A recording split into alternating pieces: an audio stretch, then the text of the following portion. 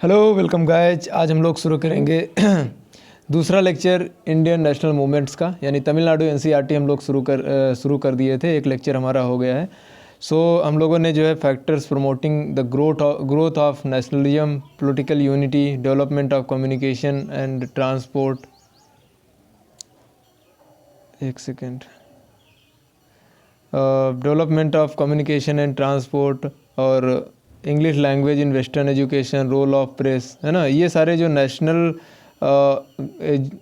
Nationalism, growth of nationalism यानी nationalism को बढ़ाने के जो फैक्टर्स थे वो हम लोगों ने डिस्कस किए थे। ठीक है, तो बेसिकली यहाँ तक हमारा हो गया था इल्बर्ट बिल कंट्रोवर्सी एंड ये जो अचीवमेंट्स ऑफ मॉडरेट, यानी कि देखिए उस लेक्चर में हम लोगों ने मेन डिमांड्स ऑफ मॉडरेट तक हम लोगों ने कवर कर ली थी, और हमारे जो रह गया था टॉपिक वो था मेथड्स ऑफ मॉडरेट। तो आज हम इसको शुरू करेंगे। देखिए जो मॉडरेट्स थे उनको ब्रिटिश सेंस और जस्टिस में काफ़ी ज़्यादा विश्वास था, मतलब total faith in the British sense of justice. जो ब्रिटिश जस्टिस थी उनका जो काम करने का तरीका था उसमें कहीं ना कहीं तक मतलब जो ये मॉडरेट्स थे उनको ये विश्वास था कि ब्रिटिश की जो जस्टिस है वो सही होगी इंडियंस के लिए। ठीक है, और वो ब्रिटिश को लॉयल भी थे। ठीक है, वो इंग्लैंड की ओर लुक किया करते थे इंस्पायरेशन और गाइडेंस के लिए। ठीक है, जो मॉडरेट्स थे वो पिटिशन और रेजोल्यूशन का यूज करते थे, मीटिंग्स का यूज करते थे, लीफलेट्स, पॉम्पलेट्स और मेमोरेंडम एंड डेलीगेशन का प्रयोग करते थे अपनी डिमांड्स को रखने के लिए। ठीक है, और इनकी जो एक्टिविटीज़ थी, ठीक है, इनकी जो पॉलिटिकल एक्टिविटीज़ थी वो केवल और केवल एजुकेटेड क्लास तक ही सीमित थी, एजुकेटेड क्लास तक सीमित थी। और जिन्होंने मतलब इनका जो मेन एम क्या था कि पॉलिटिकल राइट्स और सेल्फ गवर्नमेंट जो है हमको जो है अटेन करना है स्टेज बाय स्टेज, मतलब धीरे धीरे प्रोग्रेसिव वे में धीरे धीरे जो है ग्रेजुअली हमको जो ये अटेन करना है। ठीक है, तो बहुत ही शांति प्रिय ढंग से ये काम कर रहे थे। इन द बिगिनिंग, शुरुआत में क्या था कि जो ब्रिटिश गवर्नमेंट थी उसने इंडियन नेशनल कांग्रेस के जो है बर्थ को, मतलब जब इंडियन नेशनल कांग्रेस बनी तो उसको शुरू में ब्रिटिश गवर्नमेंट जो थी उसने वेलकम किया, स्वागत किया। और इसमें हम बता दें आपको कि जो गवर्नर जनरल लॉर्ड डफरिन थी 1886 में, 1885 में बनी थी इंडियन नेशनल कांग्रेस। 1886 में यानी 1886 में जो गवर्नर जनरल लॉर्ड डफरिन था उसने एक टी गार्डन पार्टी दी थी कांग्रेस मेंबर्स को कलकत्ता में, यानी कलकत्ता में जो है इनको पार्टी दी थी, टी पार्टी यानी चाय पार्टी दी थी।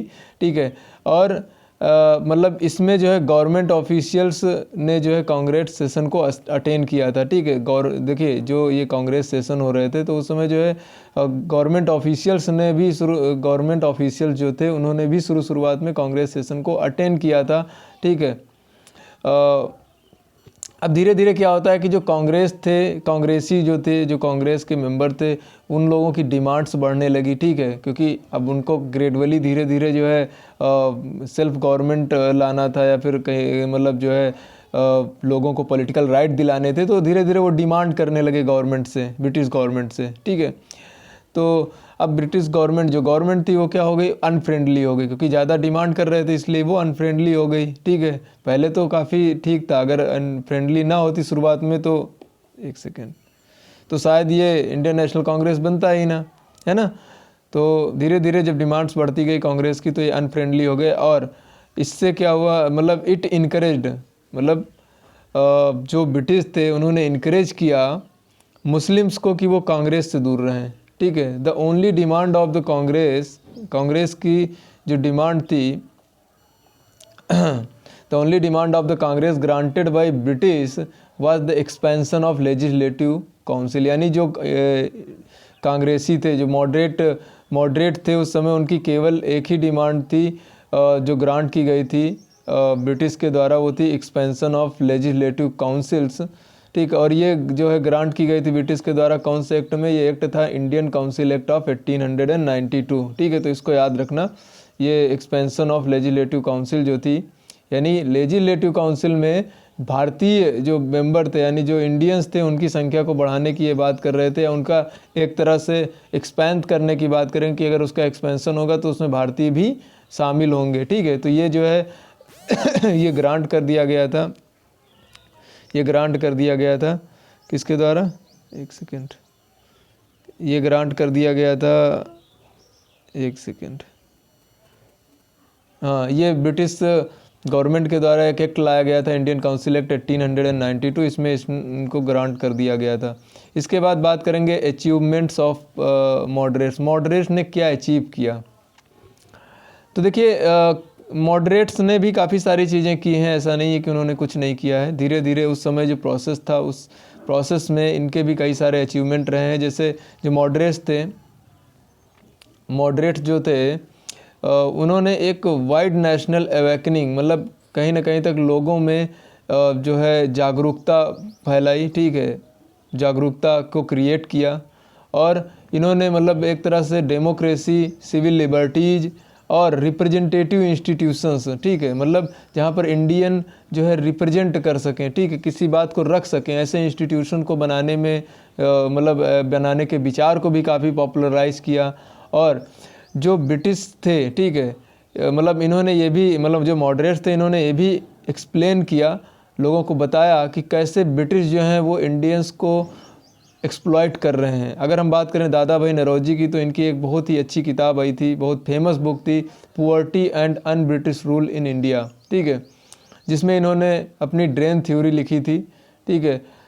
तो इस तरह से हम देखते हैं, इसमें इस किताब में क्या था कि दादा भाई नौरोजी ने यह दिखाया था कि कैसे इंडिया का जो वेल्थ है, जो इंडिया का जो वेल्थ है, वो किस तरह से इंडिया से बाहर यानी इंग्लैंड को जा रहा है, ठीक है। इंडिया का पैसा कहाँ जा रहा है, इंग्लैंड को जा रहा है, ठीक है।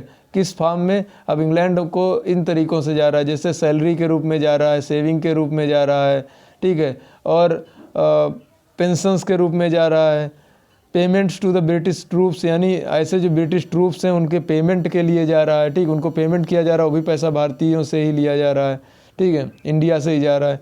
Profits of the British company, British की कंपनी जो इंडिया में है वो प्रॉफिट भी कमा रही हैं, बात समझ में आ रही ना।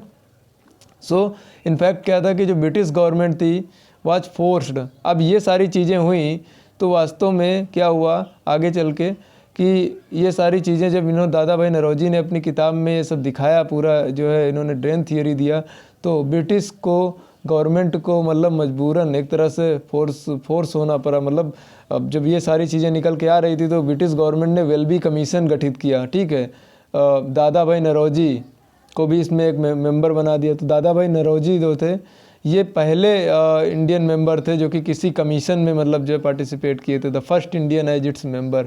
तो वेलबी कमीशन क्यों बनाया गया था, बेसिकली ये जो ड्रेन थ्योरी दी थी, ठीक है, तो इसमें ये सारी बातें बताई थी, तो इसलिए जो ब्रिटिश गवर्नमेंट थी उसको मतलब मजबूरन इसको बनाना पड़ा था वेलबी कमीशन, ठीक है, तो इनको बाध्य होना पड़ा। British government was forced to appoint Welby commission with Dadabhai Naoroji as its first member, clear. So to inquire into the matter, यानी कि इस मैटर को जांच पड़ताल करने के लिए, ठीक है, इंक्वायरी करने के लिए, क्लियर।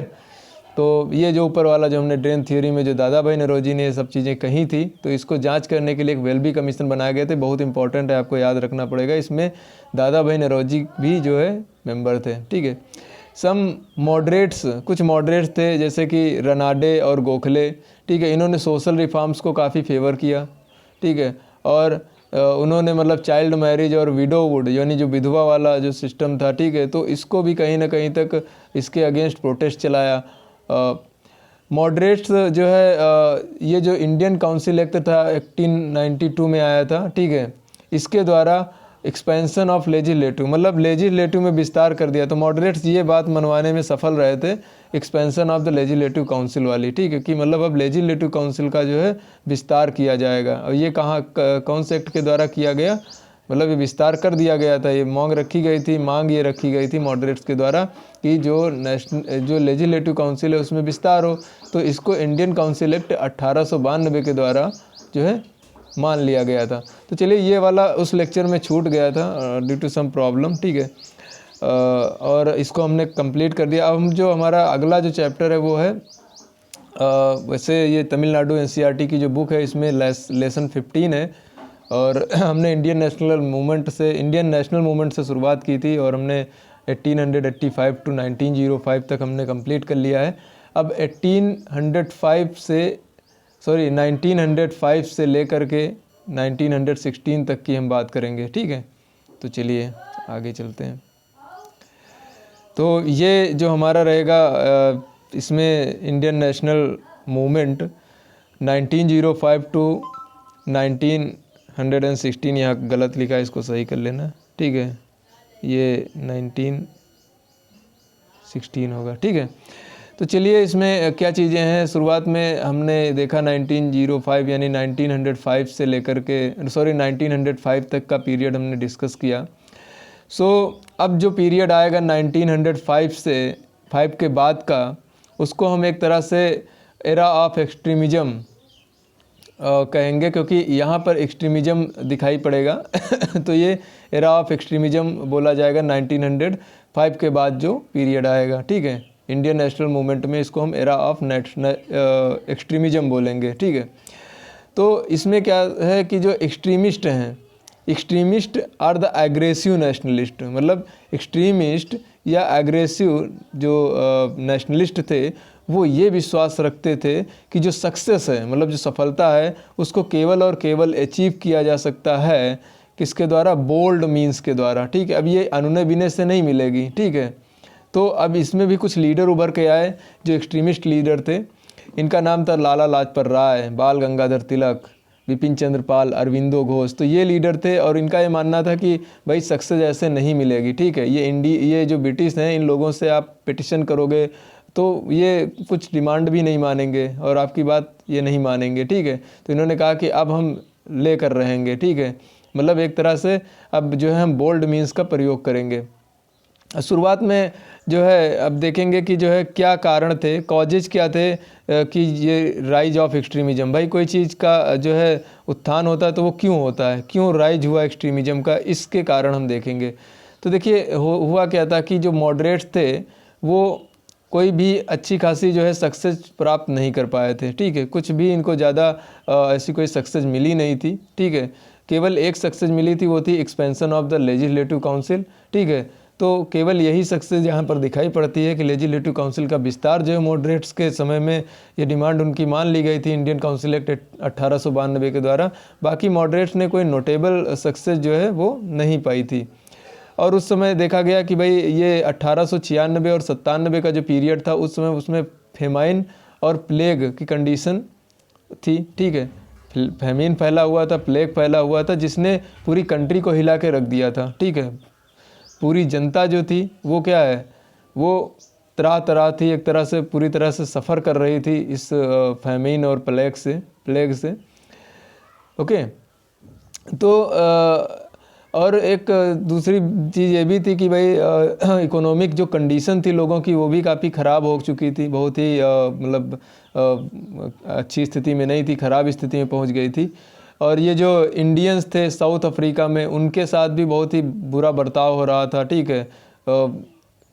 उनके कलर, जो स्किन का कलर है, उस स्किन के कलर के बेसिस पर उनके साथ जो साउथ अफ्रीका में अपने जो इंडियंस थे उनको कलर के मतलब बेस पर उनके साथ ख़राब बर्ताव किया जा रहा था। देखिए रूस और जापान का वार होता है 1904 के बाद, 1945, ये क्या लिखा है 1900, हाँ, रसिया और जापान का वार होता है 1904-5 ये पीरियड था। तो जापान जो है वो क्या करता है कि वो रसिया को, यूरोपियन पावर है, रसिया यूरोपियन पावर है और जापान एशिया की पावर है।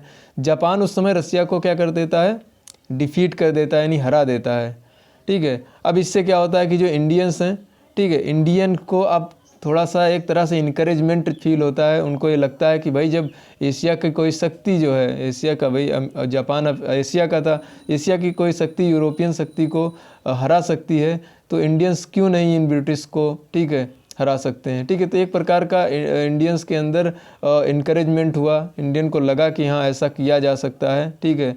और यूरोपियन नेशन के अगेंस्ट जो है लड़ा जा सकता है, ठीक है। तो ये बात जो है एक तरह से इंडियन को मतलब उत्साहित कर दिया। जो ये जापान ने रसिया को हराया तो इससे इंडियन को क्या हुआ, इनकरेज हो गए। इंडिया जो है वो काफ़ी इंडियन मतलब जो है इनकरेज हुए कि किया जा सकता है, ठीक है। पहले इनको विश्वास ही नहीं था, ठीक है।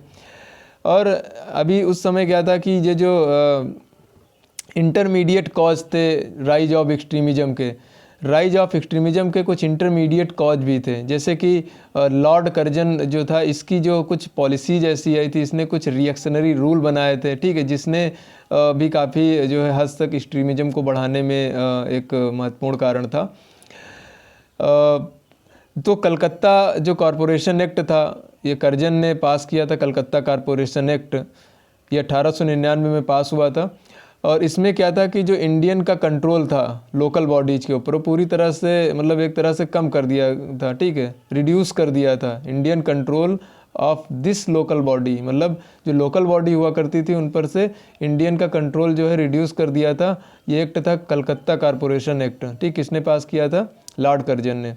इसके बाद लॉर्ड कर्जन का एक एक्ट आता है द यूनिवर्सिटीज एक्ट, ये 1904 में आता है। इस एक्ट ने क्या किया कि जो इलेक्टेड मेंबर थे यूनिवर्सिटी बॉडी के, यूनिवर्सिटी बॉडी के जो इलेक्टेड मेंबर थे उनकी संख्या इसमें कम कर दी गई, ठीक है। और जो यूनिवर्सिटी थी उसकी ऑटोनॉमी को भी इसने कम कर दिया, रिड्यूस कर दिया, ठीक है। और गवर्नमेंट मतलब अब यूनिवर्सिटी में इलेक्टेड मेंबर की संख्या कम हो गई और उसकी ऑटोनॉमी कम कर दी, तो ये क्या बन गई? यूनिवर्सिटी एक गवर्नमेंट डिपार्टमेंट बन के रह गई, ठीक है। और तीसरा इसका एक सेडिशन एक्ट आया था, द सेडिशन एक्ट, ठीक है। और एक और ऑफिशियल सेक्रेट एक्ट, ये दो एक्ट थे, सेडिशन एक्ट और ऑफिशियल सेक्रेट एक्ट। इसने लोगों की आज़ादी छीन ली थी, ठीक है, इसने लोगों की जो फ्रीडम थी उनको उसको कम कर दिया था, ठीक है। और पार्टीशन ऑफ बंगाल तो आपको पता ही होगा 1905 में हुआ था, ठीक है, तो ये भी इसी के लॉर्ड कर्जन के द्वारा ही लिए गए थे। तो ये इसकी जो रिएक्शनरी पॉलिसीज़ थी लॉर्ड कर्जन की, इसने एक्सट्रीमिज़म को बढ़ावा दिया, ठीक है। लोगों को लगा कि भाई अब कुछ करना चाहिए बढ़कर, ये मॉडरेट्स कुछ नहीं कर पाएंगे, अब एक्सट्रीमिस्ट फेज में ही कुछ हो पाएगा, ठीक है। तो इस तरह से कांग्रेस से ही एक्सट्रीमिस्ट फूट के निकले, ठीक है। और इन्होंने अपना अलग गोल बनाया और इनका जो गोल था वो बोल्ड था, ठीक है। बोल्ड मतलब ये अब एक्सट्रीमिस्ट तरीके से लड़ेंगे, ठीक है। जो एक्सट्रीमिस्ट थे उनका मेन ऑब्जेक्टिव क्या था? मेन ऑब्जेक्टिव जो था एक्सट्रीमिस्ट का वो था स्वराज प्राप्त करना, स्वराज, ठीक है, यानी कंप्लीट इंडिपेंडेंस, ठीक है, not just self government. Moderate केवल ये कहते थे कि ग्रेजुअली हमको सेल्फ गवर्नमेंट मिले, लेकिन अब ये जो एक्सट्रीमिस्ट थे इनका मेन ऑब्जेक्टिव क्या था कि हमें स्वराज लेना है, ठीक है, कंप्लीट इंडिपेंडेंस। अब बात करेंगे कि भाई क्या मेथड थे जो ये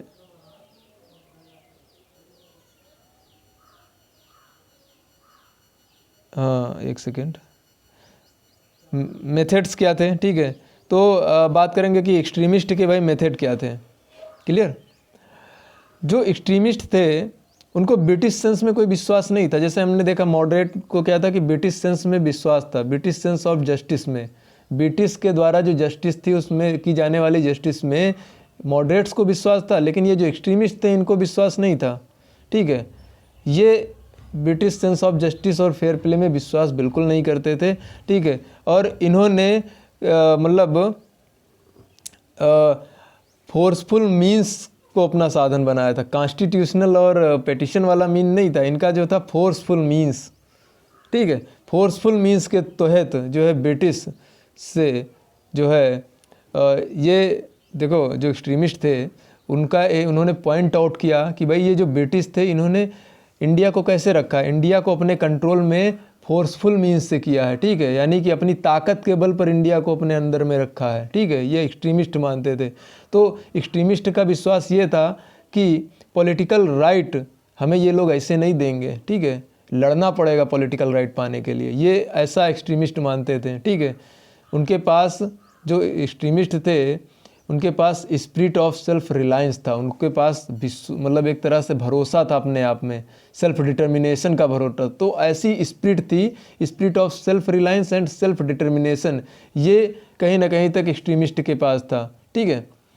तो अगर आप देखेंगे पूरा जो सिनारियो था कि एक्सट्रीमिस्ट मतलब एक तरह से एक्सट्रीमिस्ट जो हैं वो अपने आप में भरोसे के साथ आए थे कि भाई हमको अब जो है स्वराज लेना है, टू अटेन स्वराज, अपना गोल रख दिया, ठीक है। तो the method used by the extremist, एक सेकेंड, तो कौन से मेथड जो है यूज किए गए थे एक्सट्रीमिस्ट के द्वारा? देखिए methods used by the extremist. ये देखिए जो मेथड्स थे ये इनमें से पहला मेथड था कि जो ब्रिटिश गवर्नमेंट है उनके साथ कोई भी कोऑपरेशन नहीं करना है, ठीक है। गवर्नमेंट के कोर्ट्स को बाइकआउट कर देना है, स्कूल कॉलेज को बाइकआउट करना है। ये मेथड जो अपनाए गए थे एक्सट्रीमिस्ट के द्वारा कि गवर्नमेंट को हम किसी भी तरह से कोऑपरेट नहीं करेंगे, ठीक है। और मतलब ये नहीं है, हिंसा इन्होंने नहीं यहाँ अपनाई थी। ये लोग क्या कहते थे, गवर्नमेंट को कोऑपरेट ना करना के लिए इन्होंने क्या किया कि गवर्नमेंट कोर्ट को बाइकआउट कर दिया, स्कूल कॉलेजेस को बाइकआउट किया, ठीक है। इन्होंने स्वदेशी, उस समय जो चल रहा था स्वदेशी, उसको प्रमोट किया, स्वदेशी आंदोलन जो चल रहा था उसको प्रमोट किया। और बाइकआउट ऑफ फॉरेन गुड, यानी कि जो फॉरेन गुड्स थी उनको बाइकआउट किया, ठीक है। जो फॉरेन में बनी वस्तुएं नहीं खरीदेंगे, उनको बाइकआउट कर दिया, ठीक है। और जो नेशनल एजुकेशन थे उनको इन्होंने जो है इंट्रोड्यूस किया, ठीक है। अब बात करेंगे कि leaders of the extremist. Extremist में कौन कौन से लीडर थे, इनकी भी बात कर लेते हैं, ठीक है। तो देखिए जो लीडर्स थे एक्सट्रीमिस्ट के, उसमें बाल गंगाधर तिलक, लाला लाजपत राय, बिपिन चंद्र पाल, अरविंदो घोष, ठीक है। ये प्रमुख लीडर थे। इन्हीं के द्वारा जो है लीड किया जा रहा था एक्सट्रीमिज्म को, मतलब जो भी एक्सट्रीमिस्ट वाला जो दल था उसको लीड किया जा रहा था। बाल गंगाधर तिलक को एक तरह से anti British movement in India का जो है फाउंडर माना जाता है, रियल फाउंडर किनको माना जाता है, बाल गंगाधर तिलक को। पॉपुलरली इनको लोकमान्य के नाम से भी जाना जाता है, ठीक है। इन्होंने ब्रिटिश जो थी उसके ऊपर अपनी जो वीकलीज, इनकी जो साप्ताहिक आती थी मराठा और केसरी, इसके द्वारा अटैक किया। मतलब इसमें वो ब्रिटिश के अगेंस्ट लिखा करते थे, ठीक है। इनको जो है 2 बार ब्रिटिश ने जेल में डाल दिया, मतलब जेल गए। क्यों गए, क्योंकि अपनी नेशनलिस्ट इनकी एक्टिविटीज़ थी, तो ब्रिटिश इनको पसंद नहीं करेंगे, इसलिए इनको 1908 में जो है मांडले डिपोर्ट कर दिया गया 6 साल के लिए, ठीक है। 2 बार ये जेल गए हैं, ठीक है। 1908 में इनको मांडले जो है डिपोर्ट कर दिया गया 6 साल के लिए, ठीक है। और होम रूल लीग की स्थापना भी इन्होंने ही की 1916 में होम रूल लीग की स्थापना की बाल गंगाधर तिलक ने। और कहाँ पर की थी, पूना में, ठीक है। और इन्होंने यहाँ पर जो है घोषणा कर दी कि Swaraj is my birth right and I will have it, यानी स्वराज मेरा जन्म सिद्ध अधिकार है और मैं इसे लेकर रहूँगा, ठीक है। ऐसी इन्होंने घोषणा की, ओके। और सेकंड फिगर के बारे में बात करते हैं, लाला लाजपत राय। पॉपुलरली इनको लायन ऑफ पंजाब के नाम से भी जाना जाता है। इन्होंने काफ़ी इम्पोर्टेंट रोल प्ले किया स्वदेशी मूवमेंट में। इन्होंने इंडियन होम रूल जो लीग थी यूएस में, उसकी स्थापना की 1916 में। यूएस में अगर पूछा जाएगा कि होम रूल लीग की स्थापना किसने की, यूनाइटेड स्टेट्स जो है अमेरिका जो भी है यूएस, उसमें जो है होम रूल लीग की स्थापना, इंडियन होम रूल लीग की स्थापना की थी। इनका नाम था लाला लाजपत राय, ठीक है। इनको भी मांडले डिपोर्ट कर दिया गया, इनके ऊपर सेडिशन लगा दिया गया, सेडिशन के ग्राउंड पर इनको मांडले जेल भेज दिया गया, ठीक है। और वहाँ पर इनको बहुत सारी इनको मांडले जेल भेज दिया गया। इसके बाद में जो है साइमन कमीशन के समय जो है इनको काफ़ी सारी गहरी चोट आई, क्योंकि जब साइमन कमीशन के जो प्रोसेसन चल रहा था, रैली चल रही थी साइमन कमीशन के अगेंस्ट, उसको ये लीड कर रहे थे।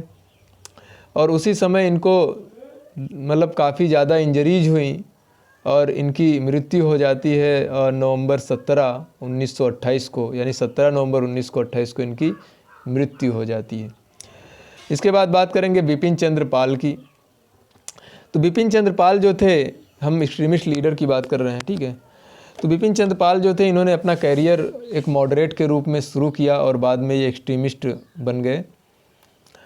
इन्होंने काफ़ी इंपॉर्टेंट रोल प्ले किया स्वदेशी मूवमेंट में, और इन्होंने नेशनलिज्म के उपदेश दिए अपनी जो मतलब इंडिया के कोने कोने में, the nook and corner of India, क्योंकि बहुत ही अच्छी स्पीचेज देते थे, राइटिंग्स, मतलब इनके राइटिंग्स के, अपनी स्पीचेस और राइटिंग्स के द्वारा इंडिया के में इन्होंने नेशनलिज्म के उपदेश को फैलाया, ठीक है।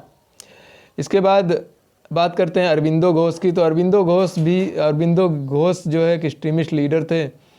इन्होंने स्वदेशी मूवमेंट में पार्टिसिपेट किया, एक्टिवली पार्टिसिपेट किया, और इनको जो है जेल में डाल दिया गया, इन्हें भी जेल में डाल दिया गया। उसके बाद जब ये जेल से रिहा किए गए, ठीक है, फ्रेंच टेरिटरी ऑफ पांडिचेरी, ठीक है, तो जैसे ही मतलब इनको जेल से छोड़ा गया तो इन्होंने फ्रेंच टेरिटरी थी एक पौंडीचेरी, वहाँ पर सेटल हो गए, और फिर ये मतलब ये एक्सट्रीमिज़म से अलग ही चले गए, स्पिरिचुअल एक्टिविटीज़ की दुनिया में चले गए, और वहीं पर अपने आप को कंसंट्रेट कर लिया, ठीक है। तो कहीं ना कहीं तक हमने जो मेन लीडर थे एक्सट्रीमिस्ट की, उनकी हमने बात की। उसके बाद हम बात करेंगे पार्टीशन ऑफ बंगाल की। Partition of Bengal and the rise of extremism, ठीक है, बात समझ में आ रही ना।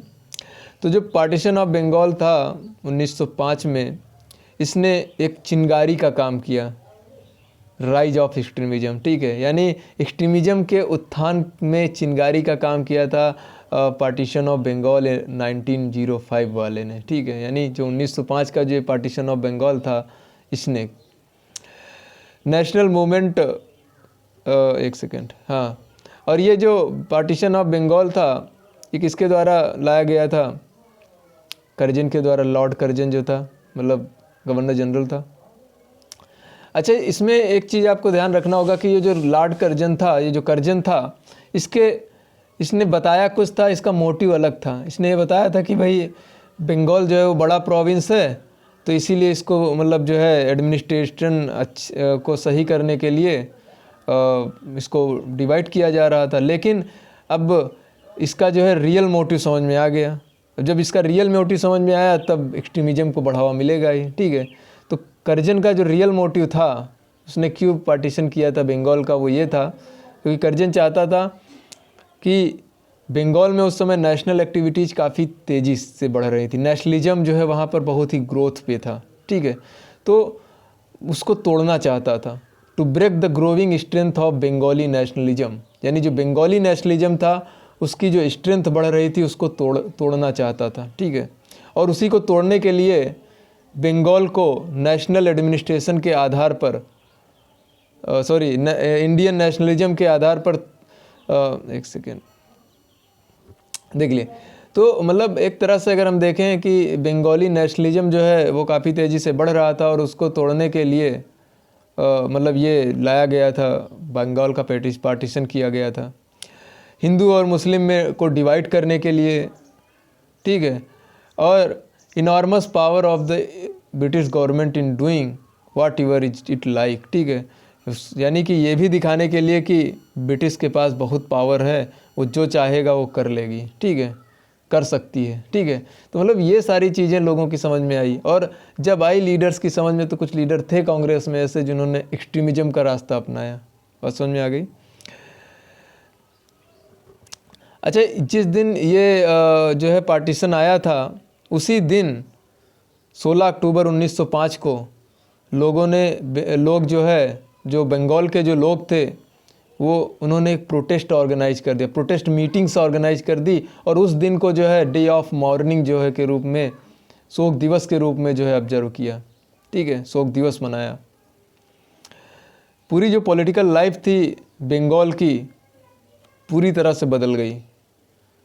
ओके, गांधी ने लिखा that the real awakening in India, यानी कि जो रियल अवेकनिंग, रियल जो जागरूकता है इंडिया में, वो केवल जो है पार्टीशन ऑफ बंगाल के बाद ही आई। इससे पहले नहीं इतना लोग जागरूक थे, लेकिन पार्टीशन ऑफ बंगाल के बाद जो है काफ़ी ज़्यादा जो है रियल यानी वास्तविक जागरूकता आई, ऐसा गांधी जी लिखते हैं। Gandhi ji wrote that the real awakening in India took place only after the partition of Bengal. Clear. So ये जो पार्टीशन, एंटी पार्टीशन मूवमेंट चलाए गए, ठीक है, और यही एंटी पार्टीशन मूवमेंट जो है ये स्वदेशी मूवमेंट के रूप में उभरा, और ये बंगाल के अलावा जो इंडिया के दूसरे पार्ट थे वहाँ पर भी ये फैला। जो एग्रेसिव नेशनलिस्ट थे उन्होंने दादा भाई नौरोजी को फोर्स किया टू स्पीक ऑफ स्वराज, यानी स्वराज के बारे में बोलने के लिए, which was not a moderate demand, क्योंकि मॉडरेट की ये डिमांड नहीं थी स्वराज। मॉडरेट क्या, ग्रेजुअली सेल्फ गवर्नमेंट चाहते थे, पॉलिटिकल राइट चाहते थे। लेकिन जो एग्रेसिव नेशनलिस्ट थे, इनकी डिमांड थी स्वराज। और जब ये कलकत्ता का सेशन होता है, कलकत्ता में कांग्रेस का सेशन होता है 1906 में, उस समय दादा भाई नौरोजी इसकी अध्यक्षता कर रहे होते हैं। तो दादा भाई नौरोजी से जो है स्वराज के बारे में बोलने के लिए, टू स्पीक ऑफ स्वराज, ठीक है, ऐसा जो है करने के लिए जो है, यानी बोलने के लिए एग्रेसिव नेशनलिस्ट ने इनको फोर्स किया, दादा भाई नौरोजी को, ठीक है। और अब इन्होंने अडॉप्ट कर लिया, यानी ये इस जो सेशन था इसमें अडॉप्ट किया गया the resolution of boycott and स्वदेशी, यानी बायकॉट और स्वदेशी पर रेजोल्यूशन को अडॉप्ट कर लिया गया, ठीक है। अच्छा, ये जब अडॉप्ट कर लिया गया तो इससे जो है जो मॉडरेट जो कांग्रेस थे, मॉडरेट कांग्रेस लीडर थे, ये खुश नहीं थे, ये अनहैप्पी थे, क्योंकि ये भाई ब्रिटिश को लॉयल थे, ठीक है। ये अलग तरीका अपनाते थे, एग्रेसिव अलग तरीका अपनाते, तो अग्रेसिव जो नेशनलिस्ट थे उनके तरीका इनकी समझ में नहीं आया, इसीलिए ये अनहैप्पी थे, नाखुश थे, ठीक है। तो ये जो मॉडरेट थे, ये चाहते थे कि भाई जो स्वराज है उसको अचीव किया जाए कॉन्स्टिट्यूशनल मीन्स के द्वारा, ठीक है। तो ये जो इन डिफरेंसेस की वजह से भाई अग्रेसिव जो एक्सट्रीमिस्ट थे वो कुछ अलग चाहते थे और उनका मेथड अलग था और मॉडरेट्स का मेथड अलग था, ठीक है। तो ये जो डिफरेंस क्रिएट हो गया इन दोनों के बीच में, और इसी ने जन्म दे दिया एक स्प्लिट का। धीरे धीरे क्या हुआ, इनमें विभाजन हो गया, ठीक है। और विभाजन कब हुआ, इसके बाद ही सूरत सेशन हुआ 1907 में और इसी जो सूरत सेशन हुआ, इसी में जो है इसको सूरत स्प्लिट के नाम से जाना जाता है। इसमें इस एक्सट्रीमिस्ट जो है वो कांग्रेस से बाहर आ गई, ठीक है। और इनको लीड कर रहा था तिलक, बाल गंगाधर तिलक जो है एक्सट्रीमिस्ट को लीड कर रहे थे। तो कांग्रेस में विभाजन जो है इस सूरत सेशन में हुआ था, ठीक है। इसके बाद हम बात करते, सूरत सेशन कब हुआ था, डेट याद रखना 1907 में, ठीक है, यानी 1907 में। इसके बाद बात करेंगे स्वदेशी मूवमेंट की। तो देखिए स्वदेशी मूवमेंट जो था उसमें कई सारे प्रोग्राम जो है किए गए स्वदेशी मूवमेंट में, जैसे गवर्नमेंट सर्विसेज को बायकॉट कर देना, कोर्ट्स को बायकॉट कर देना, स्कूल्स को बायकॉट कर देना, कॉलेजेस को बायकॉट कर देना, जितने भी फॉरेन गुड्स हैं उनको बायकॉट कर देना, स्वदेशी जो गुड्स हैं उनको प्रमोट करना, नेशनल एजुकेशन को प्रमोट करना, नेशनल स्कूल्स खोलना, ठीक है, नेशनल स्कूल एंड कॉलेजेस खोलना। तो ये एक तरह से अगर हम कहें तो ये जो है दोनों, ये जो मूवमेंट था स्वदेशी मूवमेंट, ये पॉलिटिकल मूवमेंट भी था और इकोनॉमिक मूवमेंट भी था, ठीक है। जो स्वदेशी मूवमेंट था वो अपनी जो है एक तरह से बहुत सक्सेस पर था, ठीक है, वाज ए ग्रेट सक्सेस, मतलब अभी तक इतना कोई मूवमेंट हुआ नहीं था, तो ये इंडियंस के लिए एक बहुत बड़ी सफलता थी, ठीक है। और बंगाल में अगर हम देखें, इन बंगाल जो ज़मींदार थे उन्होंने भी इस मूवमेंट को ज्वाइन किया। आप समझ रहे हो ना, ज़मींदार की अगर हम बात करें, लैंडलॉर्ड्स की बात करें, तो अगर आप हिस्ट्री में पढ़ेंगे शुरुआत में, तो ये भी जो है लोगों को परेशान किया करते थे, लेकिन कुछ ज़मींदार अच्छे भी थे। तो जो ज़मींदार थे, धीरे धीरे क्या है कि अंग्रेज़ों ने इनको मिडिल मैन बनाया था, इनको जो है एक तरह से इनसे जो है पैसा वसूल करवाते थे, ठीक है, लेकिन बाद में इनको भी अंग्रेज़ों ने नहीं बख्शा। तो ये लोग भी जो है एक तरह से इस मूवमेंट में, लैंडलॉर्ड्स में भी जो ठीक ठाक लैंडलॉर्ड्स थे, इन्होंने भी ज्वाइन किया। जो महिलाएं थी और जो विद्यार्थी थे, इन्होंने भी ज्वाइन किया इसको, और इन्होंने पिकेटिंग की, ठीक है, यानी अगर शराब बिक रही, शराब के दुकान पे धरना दे दिया, ठीक है। तो एक तरह से ये चीज़ें हैं, फॉरेन गुड्स के खिलाफ पिकेटिंग की, क्लियर। तो जो विद्यार्थी थे उन्होंने जो है जो किताबें यानी फॉरेन पेपर से बनी होती थी, उनको जो है एक तरह से रिफ्यूज कर दिया, इनकार कर दिया यूज करने से, प्रयोग करने से। गवर्नमेंट ने कई सारे जो है टफ़ मेजर लिए, जो ब्रिटिश गवर्नमेंट थी उसने बहुत सारे टफ़ मेजर लिए, ठीक है। और इन्होंने जो है एक एक्ट पास किया जिसको नाम था, इन्होंने कई सारे एक्ट पास किए इस मूवमेंट को क्रश करने के लिए, ठीक है। ये जो मूवमेंट चल रहा था इसको क्रश करने के लिए, इसको जो है बर्बाद करने के लिए, ठीक है, दबाने के लिए एक तरह से बोल सकते हो, कई सारे एक्ट पास किए। स्वदेशी मूवमेंट में जो लोग भाग ले रहे थे, ठीक है, उनको बहुत बुरी तरह से सरकार ने पीटा, ठीक है। लेकिन ये लोग जो है वंदे मातरम की जो है आवाज़ कर रहे थे, ठीक है। वंदे मातरम जो है एक तरह से बोल रहे थे और दर्द सह रहे थे, ठीक है। स्कूल्स और कॉलेजेस जो हैं बंद कर दिए गए, ठीक है। School and colleges were warned not to allow their student to take part in the movements और else their aid would be stopped. यानी स्कूल और कॉलेजेस को फोर्स किया गया कि अगर उनके जो विद्यार्थी हैं वो मूवमेंट में भाग लेंगे तो उनकी जो है सहायता जो ऐड दिया जा रहा है वो स्टॉप कर दिया जाएगा, ठीक है। और कुछ जो मूवमेंट थे, कुछ इंडियन गवर्नमेंट एम्प्लॉय थे जिन्होंने अपनी जॉब छोड़ दी, ठीक है। इस मूवमेंट में कुछ इंडियन गवर्नमेंट एम्प्लॉय थे, इन्होंने अपनी जॉब छोड़ दी। एक्सट्रीमिस्ट लीडर थे जैसे बाल गंगाधर तिलक, लाला लाजपत राय, बिपिन चंद्र पाल, अरविंदो घोष, इनको जेल में उठा के डाल दिया गया, ठीक है, और इनको डिपोर्ट कर दिया गया। अब बात करते हैं कि इनके क्या अचीवमेंट रहे हैं। अचीवमेंट की बात करते हैं तो हम लोगों ने स्वदेशी मूवमेंट की बात कर ली थी, अब अचीवमेंट की बात करते हैं, ठीक है। तो देखिए अचीवमेंट ये थे, the achievement of the extremist can be summed up as follows, यानी इस तरह से अचीवमेंट इनके थे। जैसे पहला अचीवमेंट था, they were the first to demand swaraj as the matter of birth right. तो ये पहले थे, एक्सट्रीमिस्ट पहले थे जिन्होंने स्वराज की डिमांड की। इन्होंने कहा कि स्वराज जो है मैटर ऑफ बर्थ राइट है, क्लियर। इन्होंने कई सारे जो है मासेस, मतलब एक सेकेंड, इन्होंने जो है जो मासेस थी यानी जनता थी, ठीक है, पूरी जो जनता थी, यानी मॉडरेट तो थे, एजुकेटेड पीपल तक सीमित थे, इन्होंने जनता को इन्वॉल्व किया, ठीक है, फ्रीडम स्ट्रगल में। एंड जो सोशल बेस था नेशनल मूवमेंट का, ठीक है, जो सामाजिक जो आधार था नेशनल मूवमेंट का, उसको काफ़ी चौड़ा कर दिया, काफ़ी बढ़ा दिया, ठीक है। So they were the first to organize an all India political movement, ठीक है। और यही एक्सट्रीमिस्ट ही पहले थे जिन्होंने ऑल इंडिया पॉलिटिकल मूवमेंट को ऑर्गेनाइज किया, जैसे स्वदेशी मूवमेंट एक ऑल इंडिया जो पॉलिटिकल मूवमेंट माना जाता है, ठीक है, क्योंकि ये जो है बंगाल को छोड़कर दूसरे भागों में भी फैला, ठीक है, ओके। और तो यहीं पर हम लेक्चर को ख़त्म करते हैं, ठीक है। लेक्चर आशा करते हैं आपको अच्छा लगा होगा। Thank you, do like and subscribe the channel.